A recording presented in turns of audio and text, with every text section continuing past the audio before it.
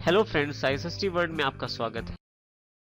तो चलते हैं हम अपने अगले सेक्शन की तरफ। अगले सेक्शन में मैं ये बताऊंगा कि किस तरह से एक ऐप को यूज़ करने के स्टेप्स हैं, जिसमें मैंने फर्स्ट स्टेप में रजिस्टर, सेकंड स्टेप में consultant with expert and third step में सभी नोटिफिकेशंस को सब्सक्राइब करना रिलेटेड एक फीचर ऐड ऑन किया है, एक स्टेप ऐड ऑन किया है। आप चाहें अपने हिसाब से इनके कंटेंट को चेंज कर सकते हैं, लेकिन इसकी स्टाइलिंग को एज इट इज़ अप्लाई करने के लिए आप कुछ स्टेप्स को फॉलो करके नहीं क्रिएट कर सकते हैं। तो चलिए इसे क्रिएट करते हैं। मैं यहाँ पर एलिमेंटर को ओपन करता हूँ एंड देन एक स्ट्रक्चर को ऐड ऑन करते हैं, मेन स्ट्रक्चर को।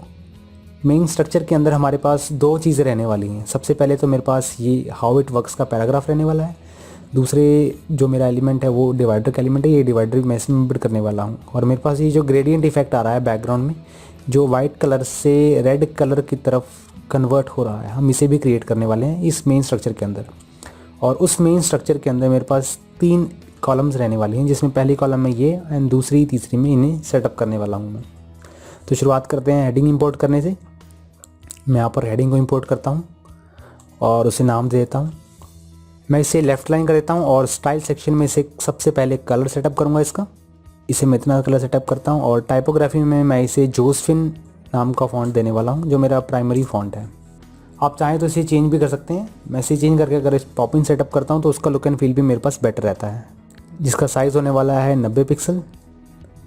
बाकी की सेटिंग्स को आप अपने अकॉर्डिंगली सेटअप कर सकते हैं। अब इसमें डिवाइडर को इंपोर्ट कर लेते हैं। इसमें डिवाइडर को सिंपली सर्च करें यहाँ से, अदरवाइज़ आप इसे स्क्रीन पर ही देख पाएंगे। ये वाला आइकन विजिट मैं इसे इंपोर्ट करता हूँ।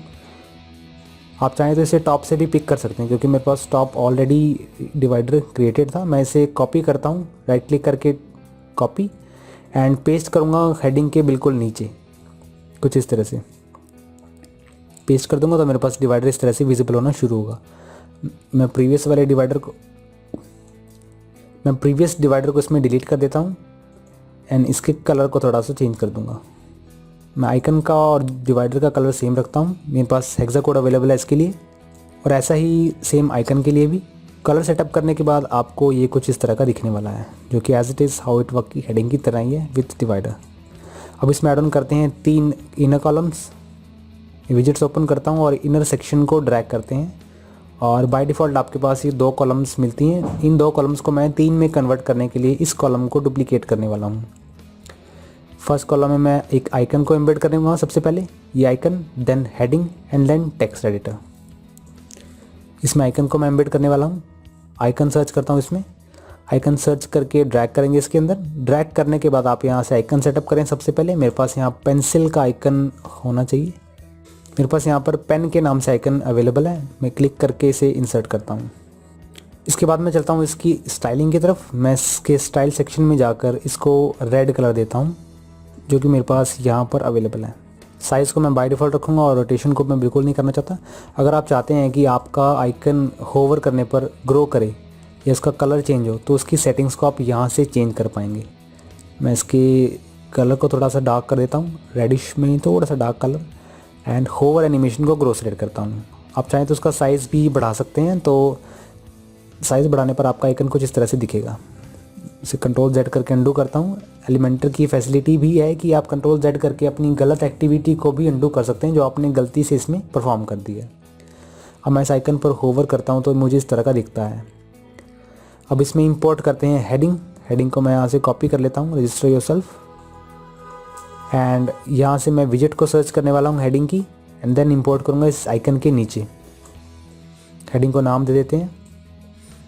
कंटेंट में मैं इसे सेंटर लाइन रखता हूँ, और स्टाइलिंग सेक्शन में जाकर मैं इस टेक्स्ट कलर को ब्लैक रखता हूँ। ब्लैक रखने के बाद इसकी जो टाइपोग्राफी मेरे पास रहने वाली है वो क्विकसेंट के नाम से रहने वाली है, एंड मैं बाकी की सेटिंग्स को इसमें चेंज नहीं करता। आप चलते हैं इसकी डिस्क्रिप्शन की तरफ। आप अपने अकॉर्डिंगली इसकी सेटिंग्स को चेंज अप कर सकते हैं। मैं यहाँ से टेक्स्ट एडिटर को इसमें इंपोर्ट करूँगा। टेक्स्ट एडिटर को इंपोर्ट करने के बाद मैं स्टाइल सेक्शन में जाता हूँ। मेरे पास content already dummy data uploaded है। सेंटर लाइन करने के बाद इसका टेक्स्ट कलर रखने वाला हूँ मैं लाइट ग्रे, जिसकी फॉन्ट फैमिली रहने वाली है मेरे पास पॉपिंस के नाम से, कुछ इस तरह से। तो अब आपके पास जो कंटेंट है वो एकदम रेडी है। कंटेंट इन द सेंस कि आपके पास लिखने वाला जो काम था वो हो गया। अब आपको इसकी स्टाइलिंग को मैनेज करना है। तो प्रीव्यू देखने पर आपको ये कुछ इस तरह का दिखेगा। अभी मैं इस डिस्क्रिप्शन के टेक्स्ट को सेंटर लाइन कर देता हूँ। सेंटर लाइन करने के लिए मुझे इस डिस्क्रिप्शन के टेक्स्ट को एक्सेस करना है एंड देन इसे सेंटर लाइन पर क्लिक करना है। अपडेट करूँगा। अपडेट करने के बाद अब आप यहाँ पर देख रहे हैं कि मेरे पास में पैडिंग मैनेज करनी है मुझे, यहाँ लेफ़्ट से, टॉप से, राइट से एंड बॉटम से। स्पेसिंग मैनेज करने के बाद आप इस बॉर्डर कलर को भी वर्कआउट करेंगे हम। तो शुरुआत करते हैं स्पेसिंग से।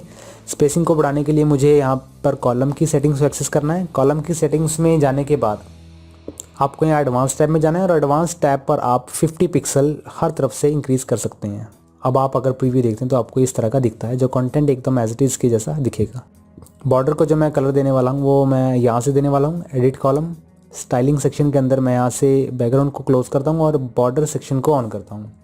एंड देन यहाँ से सॉलिड सेलेक्ट करूँगा। सॉलिड सेलेक्ट करने के बाद इसकी जो विड्थ रहने वाली है वो 1 पिक्सल और जिसका कलर मेरे पास यहाँ पर हेक्सा कोड अवेलेबल है।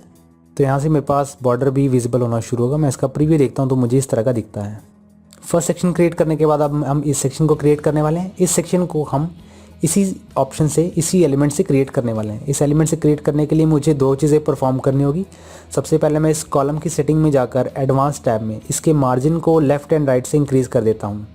मैं इसके मार्जिन को हर तरफ से 20 पिक्सल, लेफ़्ट राइट के अलावा मैं इसमें हर तरफ से 20 पिक्सल्स इंक्रीज़ करता हूँ। इंक्रीज़ करने के बाद मैं जब इस कॉलम को डुप्लीकेट करूँगा तब तो आप यहाँ पर स्पेसिंग देख पाएंगे कि मेरे पास विजिबल होगी। मैं इसे डिलीट कर दूँगा, थर्ड वाली को। प्रीव्यू देखने पर आपको इस तरह की दिखेगी, कुछ इस तरह से।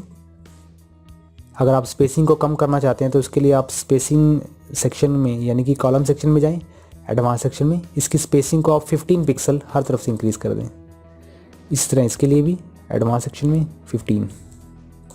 अब मुझे क्या करना है, इसके कंटेंट को चेंज करना है। आइकन को मैं इसे रिप्लेस करता हूँ ताकि मैं इस दूसरे सेक्शन को क्रिएट कर पाऊँ। और इस हेडिंग को मैं यहाँ से कॉपी कर लेता हूँ ताकि मैं उसे वहाँ पेस्ट कर पाऊँ। आप अपने अकॉर्डिंगली यहाँ से हेडिंग को सेटअप कर सकते हैं। अपडेट करने पर आपको ये कुछ इस तरह का प्रीव्यू देता है। इसी तरह से हम अपने तीसरे सेक्शन को भी क्रिएट करते हैं। सिंपली कॉलम को डुप्लीकेट करेंगे, एम्प्टी वाली को delete and icon and content को मॉडिफाई करेंगे। तो आपका हाउ इट वर्क्स का जो सेक्शन है वो एकदम रेडी है।